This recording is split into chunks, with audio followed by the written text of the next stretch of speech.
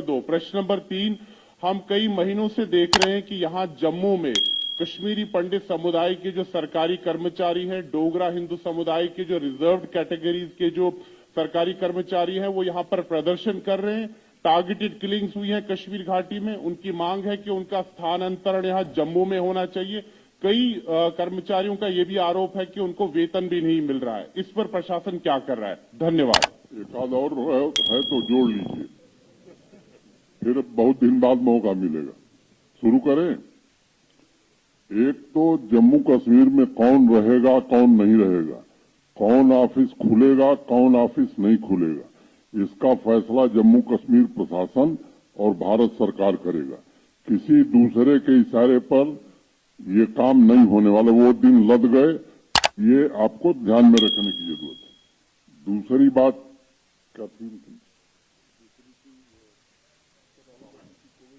देखिए, आज स्वास्थ्य मंत्री जी का बयान मैंने पढ़ा है। जीनोम सीक्वेंसिंग के लिए उन्होंने बात कही है और किसी की यात्रा रोकने का हमारा कोई उद्देश्य नहीं है। लेकिन जब कोविड था तो उसमें बहुत सारी चीजें बंद हो गई। क्या स्थिति रहेगी इस पर निर्णय किया जाएगा और यहाँ पूरी तरह से राजनीतिक गतिविधियों के लिए, लोकतांत्रिक गतिविधियों के लिए सबको आजादी। बस एक ही बात पर पाबंदी है कि भारत के विरोध में कोई काम होगा तो उसे जरूर रोका जाएगा। तीसरी बात, आपने कश्मीरी पंडित और जम्मू बेस्ड एम्प्लॉइज की बात उठाई है। हाँ, ये सच है कि दुखद घटना मई में हुई थी और उस समय से ये भाई हमारे हड़ताल पर थे। निरंतर मैं उनके संपर्क में था और उनकी जो लंबे समय से चली आ रही समस्याएं थीं, मैंने ईमानदारी से कोशिश की कि उनका समाधान कर दिया जाए। मैं आपको अब गिन करके बताता हूं। एक, वो चाहते थे कि सुरक्षित स्थानों पर तैनाती हो जाए।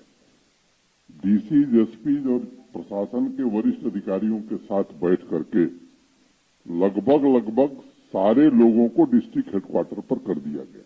कुछ लोग तहसील हेडक्वार्टर पर हैं या रूरल डेवलपमेंट के कुछ हैं जो शहर में नहीं तैनात हो सकते हैं, तो शहर के नजदीक वाले गांव में किया। दूसरी व्यवस्था, एक कश्मीरी माइग्रेंट या माइनॉरिटी का एम्प्लॉय किसी स्कूल में, किसी ऑफिस में अकेले नहीं होगा। हर जगह 2-3 मिनिमम लोग तैनात किए गए। तीसरी बात, उनकी सुरक्षा की दृष्टि से भी हर जिले में हमने ऑफिसर अपॉइंट किया। हमारे कार्यालय में भी एक ऑफिसर है जो उनकी ग्रीवांस को सुनता है, उसका कैसे समाधान किया जा सकता है इसकी कोशिश करता है। लंबे समय से उनका प्रमोशन नहीं हुआ था, वो हमने सारे लोगों के प्रमोशन कर दिए। जो नॉन गजटेड से गजटेड में जाने वाले लोग थे, वो भी लिस्ट पब्लिक सर्विस कमीशन को भेज दी गई। 2015 में ये लोग अपॉइंट हुए थे। पब्लिक सर्विस कमीशन के चेयरमैन साहब से मैंने निजी तौर पर बातचीत की थी। उन्होंने कहा, साहब 2014 के जो कर्मचारी थे बाकी कैटेगरी के, जनरल कैटेगरी के, उनका प्रमोशन अभी हमने खत्म किया है।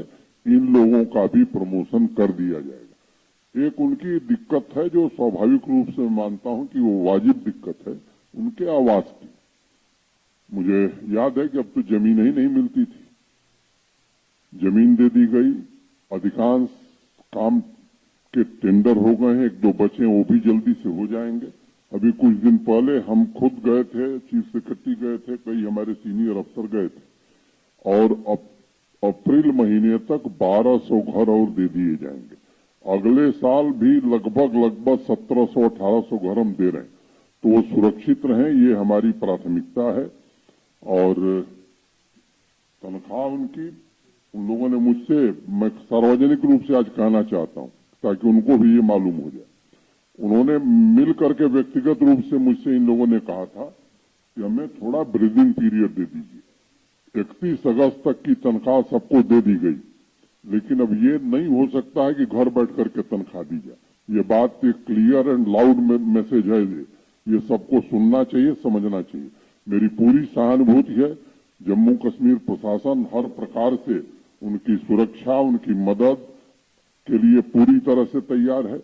और जो दूसरे माइनॉरिटी एम्प्लॉइज हैं जो जम्मू से वहां जाकर के बैठे हैं, वो एक बात उनको भी ध्यान में रखनी चाहिए कि वो कश्मीर डिवीजन के कर्मचारी, इसलिए कश्मीर डिवीजन के डिस्ट्रिक्ट कैडर का ऑफिसर अगर पुंछ में है तो वो जम्मू नहीं आ सकता, अगर कश्मीर डिवीजन का एम्प्लॉई है तो वो जम्मू नहीं आ सकता। इस बात को सबको समझना चाहिए। फिर भी मैंने ये कहा कि हमारे पास कोई ऐसी पॉलिसी नहीं, एक कमेटी चीफ सेक्रेटरी साहब ने बनाई है।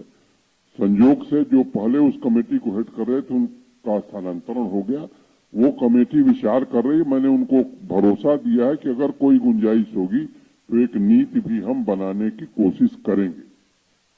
आखिरी सवाल श्रीनगर में प्रस्तावित है।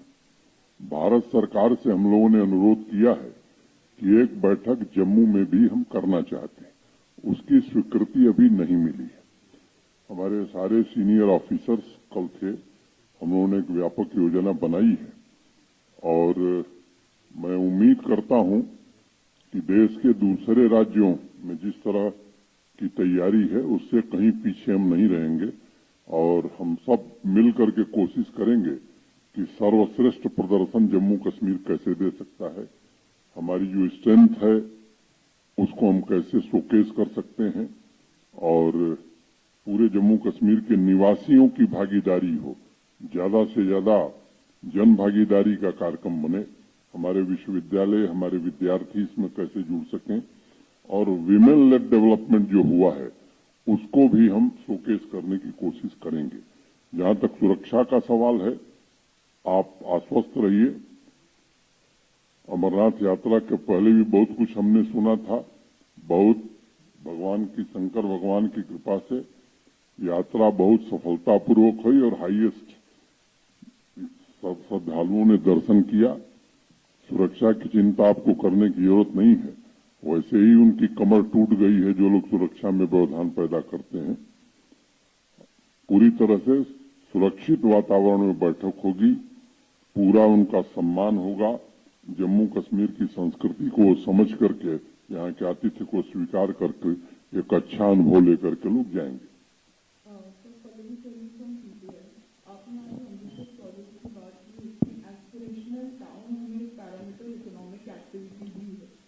इकोनॉमिक एक्टिविटी की अगर बात की जाए तो अभी जो रिसेंटली लैंड रूल मॉडिफाई किए गए हैं उसको लेकर सोचने में काफी आउटरीच होटलियर्स के द्वारा, जिनका कहना है कि इन लैंड रूल्स को वजह से जो इकोनॉमिक एक्टिविटी गुलमर्ग की एरिया की है वो डाउन हो जाएगी। तो क्या किसी स्टेक होल्डर को कंसल्ट किया गया था बिफोर फ्रेमिंग रूल्स और क्या इकोनॉमिक इम्पैक्ट होगा जो आपको? ठीक, एक तो एक बात समझनी चाहिए कि रूल ऑफ लॉ देश में चलता है और जम्मू कश्मीर में भी अब रूल ऑफ लॉ ही चलेगा।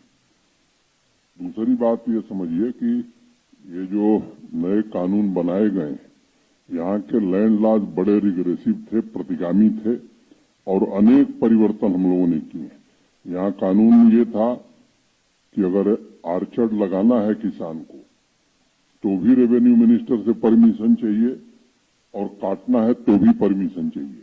वो कानून हमने बदला, अनेक इस तरह के बदलाव हमने किए। लैंड पासबुक तीनों भाषाओं में लोगों को उपलब्ध कराई जा रही है।